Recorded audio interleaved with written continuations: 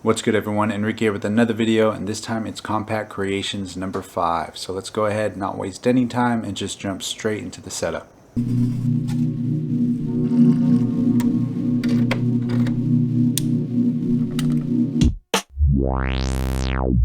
Alright, for this Compact Creations, I decided to use one of my really cheapy drum machines that I've slowly come to love, called the Dr. Groove DR202 by Boss, aka Roland.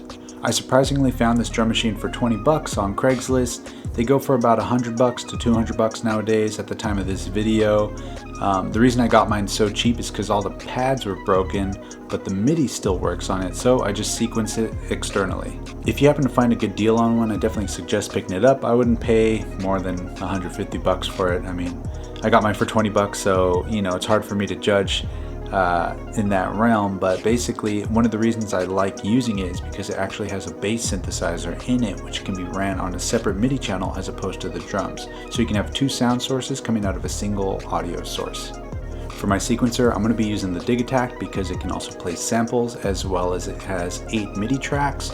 So I'm going to use each MIDI track as its own drum sound, and I highly doubt I'm going to use up to 8 drum sounds, so I'll use track number 8 as my bass line, especially because the Digitakt has a really good sequencer, especially when it comes to monophonic sequencing. Syncing these up, it's as easy as going MIDI out of the Digitakt into the MIDI input of the Boss.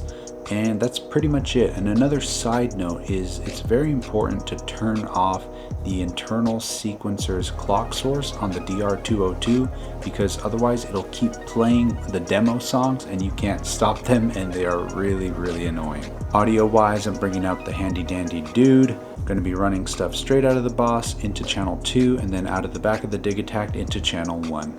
Honestly, when it comes to making music or making a song, as long as you got a drum machine, a synthesizer, and a sampler, the possibilities are endless. And with this combination right here, it gives me a fourth thing, which is the sequencer. Cool, let's go ahead and jam. Alright, let's give this a shot. I really hope this turns out alright. If it doesn't, thanks for sticking around till the end. Basically, all I have are a couple samples here, and then I've gone ahead and mapped these to be some drum sounds on the Dr. Groove. So we have like our kick. These are all sounds coming from the Dr. Groove. So I'm going to go ahead, give myself a little hi-hat.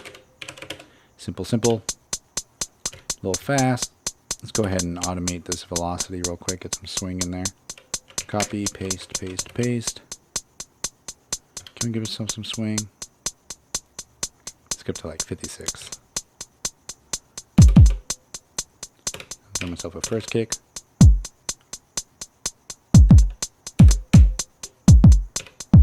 Cool.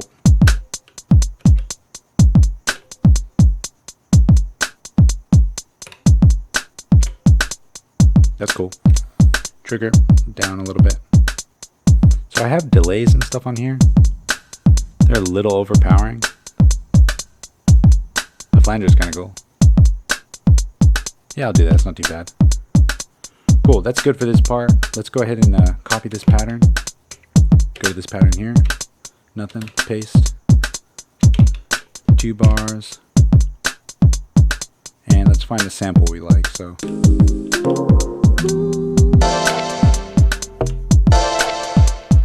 I like this one here. So we'll go chromatic.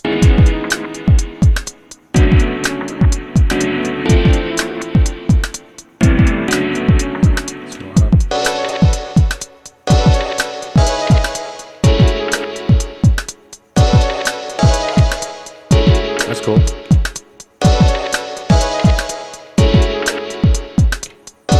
Throw that filter down.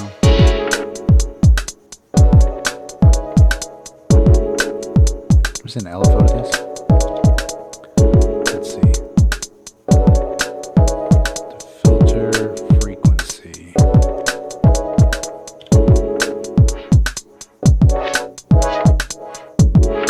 Let's have it re-trigger. I'll do this sign, changes. Ooh. That's cool. Cool, copy this pattern. Next pattern. I'll do nothing for a second. Kind of adds like a cool little glitchy thing in there. Also check this out, I got a low boost.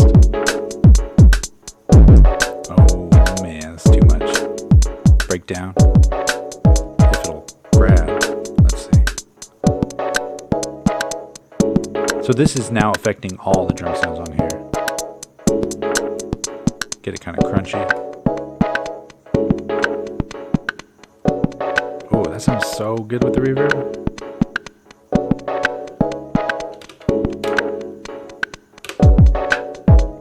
Yeah, man, this is already...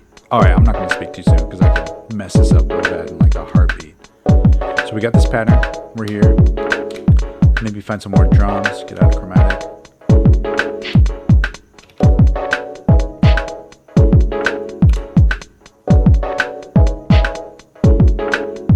Yeah, I like that just every now and then. Turn that filter back up.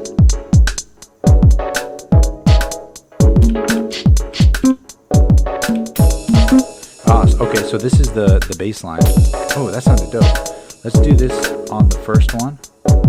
But we'll say, is there conditions on the MIDI stuff? Is there not? Oh, duh.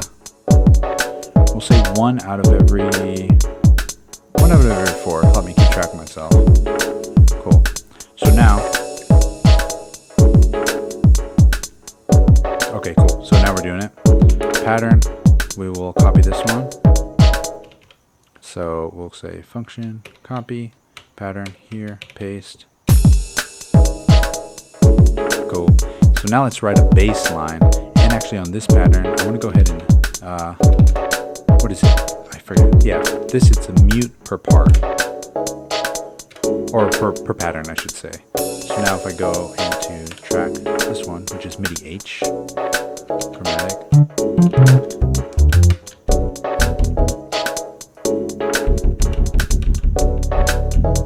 So this is the bass inside of the Dr. Groove.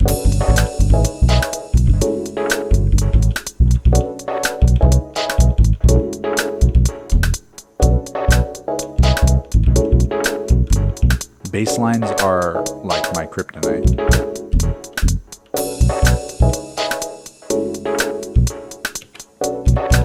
Which is why I always do the simplest thing I possibly can.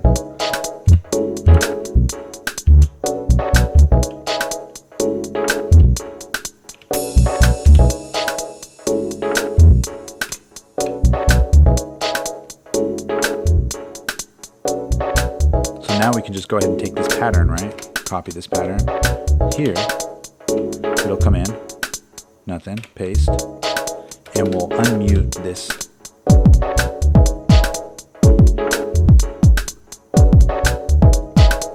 Man, I can go, any which direction here from here. Let's go ahead and maybe add like a up hat or something like that. So we'll say, we'll get out of chromatic. Right, we have that sample already here, so we could just take this pattern. But it hits a little hard, so I'm going to lower the velocity. And then just copy that.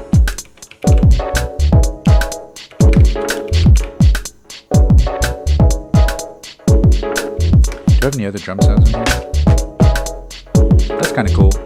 So we can we'll copy this pattern, go here, nothing. And then, we'll say, that's cool, so,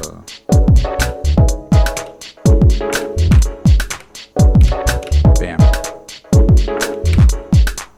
So this sample's a little loud, we can just go ahead and lower that volume. Or this could be a little quiet actually.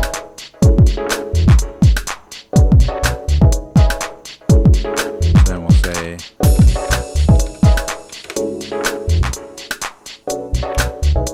focus on our sample, which I believe is here.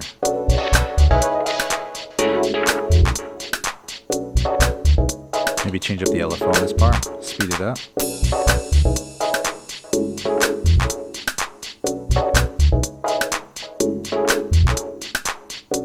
Man, this is sick.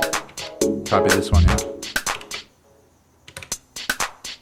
Keep it going, keep it going. Can we change up that pattern? So we'll give us those 4 bars. Say track 5, go ahead and clear that. And what were we working with? We went.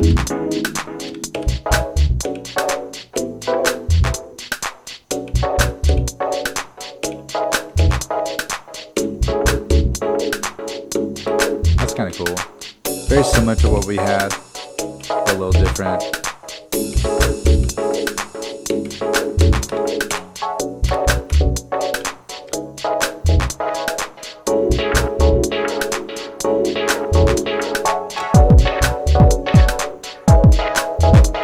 I also have this here trying to be a bass line, but I don't know if I like it. Let's see. Oh, I probably have to mute this one for sure. Nah, it's garbage. Anyway. Yeah, I can get down to this one here. So, track. Cool, I don't want this to be too long. I know it gets kind of tedious just watching some dude work on music. It's kind of boring, right? Anyway. With all that aside, I hope you guys enjoyed this video. If you did, I'd greatly appreciate the thumbs up. If you didn't, give me a thumbs down. Let me know how I can make these better for you to enjoy. All I'm trying to do is make videos that you guys like to watch. Yeah, and another thing you guys can do is hit me up on my Instagram, where I post a lot of other videos in my other studio with a bunch of other gear. There may be something in there that you want to see a video on, so hit me up on my IG and let me know about it. But with all that aside, you guys know the drill, and that's to share the love, share the knowledge. Knowledge is power. Peace.